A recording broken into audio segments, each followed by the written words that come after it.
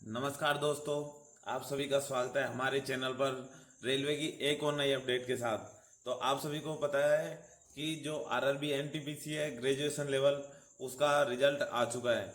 हम बात करेंगे किस किस जोन की क्या कट ऑफ रही है, और आगे सीबीटी 2 की जो एग्ज़ाम डेट है वो भी आ चुकी है। और जो आपका जो सीबीटी 2 होगा उसके लिए आपको किस तरीके से पढ़ाई करनी है और उसके लिए सेफ स्कोर क्या रहेगा। तो चलिए वीडियो के अंत तक आप बने रहिए, हम आगे पूरी बात करेंगे इस वीडियो में। तो चलिए मैं आपको देखो, ये सबसे पहले ये नोटिस है आज ही का। जैसे ही उन्होंने देखे कितना फास्ट काम है, आज ही तो रिजल्ट दिया और आज ही एग्जाम डेट दे दी। जो भी रिजल्ट अभी कंप्लीट भी नहीं हो उसके साथ ही एग्जाम डेट उन्होंने एकदम डिक्लेयर कर चुके हैं।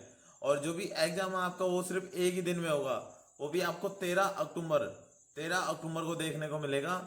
यदि मैं बोल के चलूँ तो जैसे आज 19 सितंबर है, और 19 सितंबर के बाद 13 अक्टूबर, जो कि आपके लगभग 25 दिन बाद होगा। आपको लगभग 25 दिन बाद देखने को मिलेगा।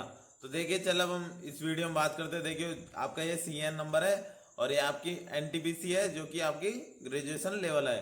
और इसका एग्जाम आपका 13/10 है।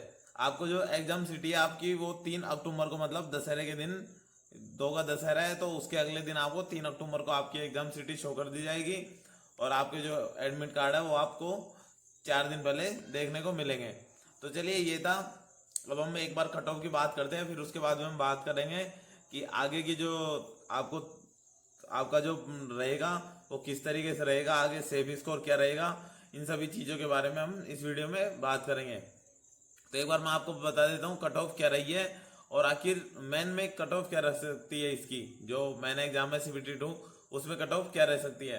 तो देखिए, ये सबसे पहले है पटना जोन। अब आप देख सकते हो यूआर की लगभग 80 रही है अप्रोक्स सब जगह। 75 से और 80 के बीच में रही है यूआर की कट ऑफ। तो जो आपका कंपटीशन है वो बहुत ज़्यादा है। और ओबीसी की कट ऑफ लगभग यूआर के करीब है, 1-2 नंबर का आपको डिफरेंट देखने को मिलेगा। और ईडब्ल्यूएस है वो भी आपके ओबीसी के बराबर जाने लगी। तो देखिए, सबसे पहले ये पटना जोन। तो आपका जो पटना जोन है वहाँ की यूआर की कट ऑफ ये रही है, आप देख सकते हो कैटेगरी नंबर 1 और 4 और 5 की है। और इसी तरीके से मैं सिर्फ आपको ऐसे बताऊंगा, हम पूरी बात नहीं करेंगे इसमें। मैं तो सिर्फ एक बार बता रहा हूँ कि कट ऑफ किस तरीके से कितनी रही है, और कौन से जोन की कम है और कौन से जोन की हाई रहेगी सीबीटी 2 में। देखिए, ये फिर आते हैं बेंगलुरु जोन। यूआर की पटना में भी इतनी गई थी 76, यहाँ पे भी 76 गई है। इसी तरीके से कैटेगरी नंबर 2, 3, 4, 5 में ये लगभग इतनी है। ओबीसी की यूआर से सिर्फ -3 नंबर कम है। तो आपको ओबीसी और यूआर में बहुत कम डिफरेंस देखने को मिलेगा। चलिए, इसके बाद हम बात करते हैं कौन से जोन है। उसके बाद हमारे पास है नेक्स्ट जोन। देखिए, ये फिर हमारा नेक्स्ट जोन आता है आरआरबी प्रयागराज। यहाँ की कट ऑफ हमेशा आई जाती है हर में। आप ग्रुप डी में देखोगे, एएलपी में देखोगे, हर चीज़ में यहाँ पे वैकेंसी भी कम होती है। और यहाँ की कट ऑफ भी आपको हाई देखने को, यहाँ की कट ऑफ 80 रही है। और सीबीटी 2 है वो आपको 80+ देखने को भी मिलेगी। तो उन चीज़ के बारे में भी हम बात करेंगे आपसे। देखिए, उसके बाद हम बात करते हैं कोलकाता की। देखिए, कोलकाता की कट ऑफ 77, 78 यूआर की कट ऑफ, ये सभी कैटेगरी में अलग अलग है। तो इस तरीके से ये आपकी कट ऑफ रही है। चलिए, अब हम एक बार कट ऑफ की तो बात हो गई, अब हम बात करते हैं आगे किस तरीके से इसमें पैटर्न रहेगा। और फिर देखिए, सबसे लास्ट जैसे प्रयागराज की आई थी उसी तरीके से देखिए सिकंदराबाद की 79.75 रही है। तो ये आपका थी, ये आपकी कट ऑफ थी सीबीटी 1 की। अब चलिए, अब हम बात करते हैं सीबीटी 2 में किस तरीके से पैटर्न रहने वाला है। तो देखिए, सबसे पहले मैं बात करता हूँ, आपको बताता हूँ कि ये जो आपका ग्रेजुएशन पोस्ट है इसमें टोटल वैकेंसी थी 8113। अपनी टोटल वैकेंसी थी जो आपकी कितनी थी, 8113 पोस्ट थी। देखिए, ये आपकी टोटल पोस्ट। चलिए, ये तो आपकी टोटल पोस्ट रह गई। अब हम बात करते हैं सीबीटी 2 के लिए ये किस तरीके से पैटर्न रहने वाला है और कितना सेफ स्कोर रहेगा। तो सबसे पहले मैं एग्जाम पैटर्न की बात करूँ आपके, तो ये तो था आपका सीबीटी 1 का। अब सीबीटी 1 का यहाँ पे क्या था, आपकी 30 की मैथ थी और 30 की रीजनिंग, और जो आपका जनरल अवेयरनेस था वो 40 नंबर को था। यदि स्टूडेंट फेल हुए हैं तो सिर्फ इसकी जनरल अवेयरनेस की वजह से फेल हुए हैं।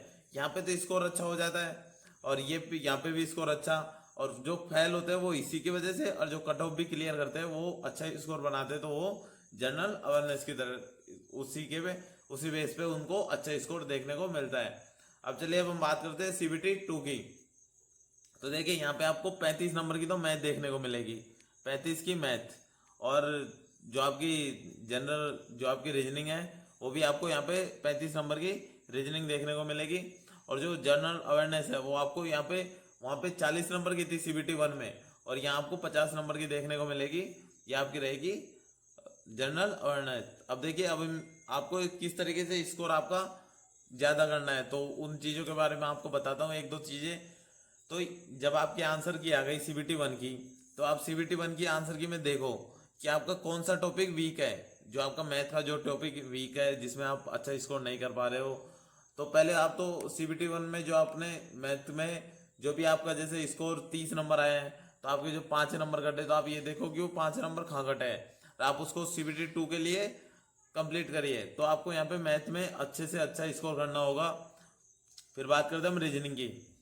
रीजनिंग में यहाँ पे आप जो पूरे में से लगभग पूरे ला सकते हो, 1-2 नंबर को हटा के, तो ये आपको रीजनिंग में करना है। फिर बात करते हैं जनरल अवेयरनेस की।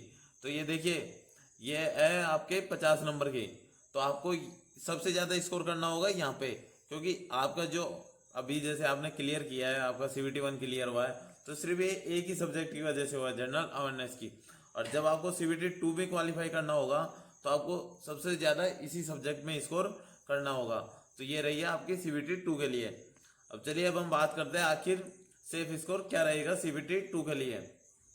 तो देखिए अब हम बात करते हैं सेफ स्कोर की।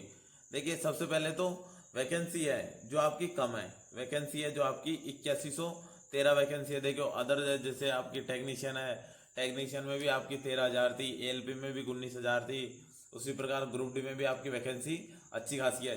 लेकिन NTPC में इस बार वैकेंसी बहुत कम है। तो जैसे ग्रेजुएशन लेवल है उसमें भी कम है, और जो आपका 12th लेवल है उसमें भी कम है, तो ये आपकी वैकेंसी बहुत कम है। तो आपको क्या करना होगा, इसमें आपको स्कोर और भी अच्छा करना होगा। अभी हम देख रहे हैं स्कोर लगभग 75 से और 80%, मैं ये जनरल की बात कर रहा हूँ। UR में आपका स्कोर है जो 75 से और 80 के अप्रोक्स रहा है। अब यहाँ पे अपना 120 नंबर का होता है, यदि हम इसको 80% लेके चलते हैं, तो देखिए ये आपका 96 के अप्रोक्स पहुंच रहा है। तो आपका है 120 नंबर का पेपर, अब यहाँ पे यदि हम 80% भी लेके चल रहे हैं, तो 96 के अप्रोक्स आपका हो रहा है। तो आप मान के चलिए आप किसी भी जोन में से हो, आप कोई सा भी जोन हो, आपको जो CBT 2 का स्कोर है, CBT 2 का स्कोर, क्योंकि यहाँ से तो बहुत ज़्यादा देखने को मिलेगा, तो आपका CBT 2 का स्कोर है वो आपको 103 से लेके और 108 के बीच में रखना होगा। 103 से तो आपको ऊपर ही रखना होगा, और आपको अच्छी पोस्ट के लिए 108 से ज़्यादा। तो चलिए अब हम एक बार बात करते हैं कि आखिर ये सेफ स्कोर कैसे। तो देखिए मैं बात करता हूँ मैथ की। मैथ थी आपकी 35 नंबर की। आप यहाँ पे अपना स्कोर है जो आप 31 से 30 से और 32 नंबर तक कर सकते हो मैथ का स्कोर। फिर बात करते हैं रीजनिंग की, क्योंकि अब मैंने देखा है CBT 1 में कई हो के 35 में 35 भी है, रीजनिंग में 35 में से 35 भी है, 30 में से 30 भी है। तो देखिए रीजनिंग की बात करते हैं। रीजनिंग में अपना स्कोर है आप वो 33 से और पूरा 35 कर सकते हो इजीली। फिर बात करते हैं जनरल अवेयरनेस की। यदि आपका स्कोर यहाँ पे कम होता है, तो आपको यहाँ पे अपना स्कोर बढ़ाना होगा। तो ये आपको इस तरीके से अपना स्कोर करना होगा। चलिए अब हम बात करते हैं इसमें आखिर कितना स्कोर। तो देखिए यहाँ पे आपको जो अपना स्कोर है वो आपको अप्रोक्स 40 से और 42 से रखना होगा। अब ये बात करता हूँ मैं टोटल की। देखो यदि आप एक तरफ डाउन जाते हो, जैसे आप यहाँ पे भी लो करते हो 30, रीजनिंग में भी 33 और जनरल अवेयरनेस में भी आप 40 लेके आते हो, तो ये आपके नंबर हो रहे हैं 103 नंबर। इसी प्रकार यदि आप हाई जाते हो, जैसे आप मैथ में 32 लिया है, यहाँ 34 नंबर लिया है, तो ये हो गए आपके 66 नंबर। और यहाँ पे आप 42 नंबर लेके आते हो, तो आपके यहाँ पे हो जाते 108 नंबर। तो देखिए ये है आपका सेफ स्कोर। तो सबसे बढ़िया क्या है, आपको आपकी जो जनरल अवेयरनेस है इस पे आपको अच्छी पकड़ बनानी होगी। सबसे यदि आपको अपना स्कोर अच्छा करना है, यदि आपको अपना स्कोर अच्छा करना है, तो जो आपकी पकड़ है वो आपको जनरल अवेयरनेस पे सबसे अच्छी करनी होगी। यहाँ पे आपका स्कोर है जो 40 से और 42 से प्लस करना होगा, 42 प्लस करना होगा, तब जाके आप अपनी पकड़ बना सकते हो। तो चलिए दोस्तों, ये थी आज की इन्फॉर्मेशन। बाकी हम अच्छे से इसको आपको एक और वीडियो लाएंगे, उसमें आपको और अच्छे से समझाएंगे किस किस तरीके से और कौन कौन से टॉपिक पे अच्छी पकड़ करनी है और अपना स्कोर कैसे आपको ज़्यादा करना है। तो धन्यवाद दोस्तों।